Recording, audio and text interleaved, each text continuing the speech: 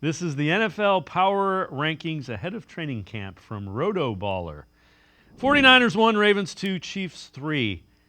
They have the Bears at 23, the Raiders at 24, the Titans at 25, the Saints at 26th, and the Browns at 27, ahead of the Cardinals, Patriots, Commanders, and Broncos. I think we should take the crayons away from the folks at RotoBaller and make them sit in the corner because that's not good. There's RotoBaller, yeah, you've made the list. yeah, You've made the list now. yeah, The lack of objectivity is insane to me. 27th, for real. That's yeah. how we're doing it. Well, this is just the Watson tax. This is also proof that public beatings never go out of style. And as long as it's popular to trash the Browns for the Watson thing, that's all this is. Because you cannot objectively look at this roster and tell me that it is not a top 10 roster, even with the quarterback. You can't convince me of that. I don't just watch the Browns. I watch every team in the league. I look at every roster. I study everything. The the amount of holes that exist on other teams that we consider our second and third depth players to be issues sometimes.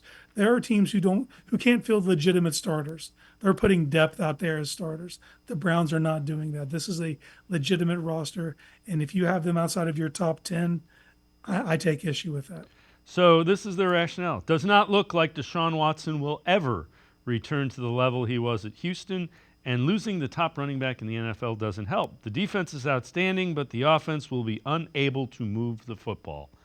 They obviously haven't seen Nick Chubb squatting 540 pounds, and Deshaun Watson was still 8-4 in the games he started.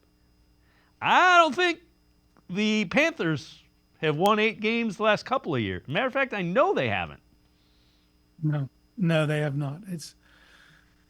There's lack of objectivity, and bet against Nick Chubb at your own peril. You can do that if you want, and he might not start off the season. We'll see how it works out, but like, you can't tell me that man's not doing every single thing that he can to get back on the field and be Nick Chubb again. And like to your point, Watson's 8-4 in his 12 starts.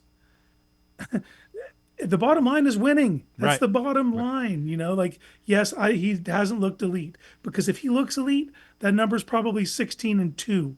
You know what I mean? Yep. So to me, I don't know. I just laugh when I see lists like that. 27 is laughable to me. Yeah. He plays elite. They have a chance to win 13 games this year with the schedule that they have. And Yeah, it's one of the toughest schedules in football. If Deshaun Watson is elite, they have the ability to have the best record in football. They just do. that's a fun sentence to say too, right? Yeah. Like but it's among the range of outcomes because of the team they've cultivated, because the way this roster is constructed, because of the elite talent you have at so many different positions and the key positions as well. If you just look across the board, if he plays top 8, all bets are off. You're playing for the number 1 seed.